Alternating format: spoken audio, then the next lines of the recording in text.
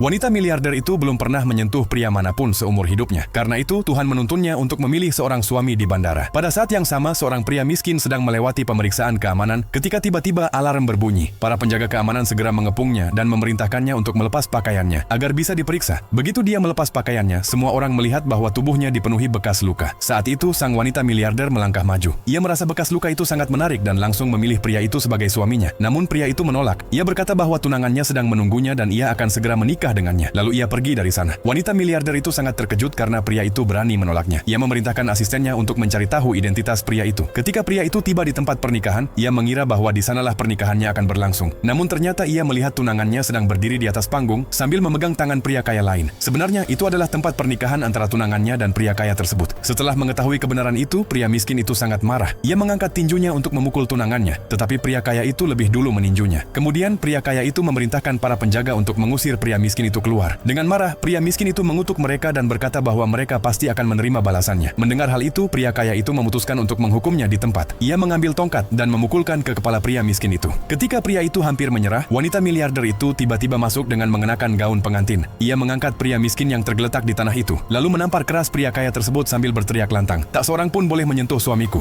Untuk melihat bagian selanjutnya, jangan lupa subscribe.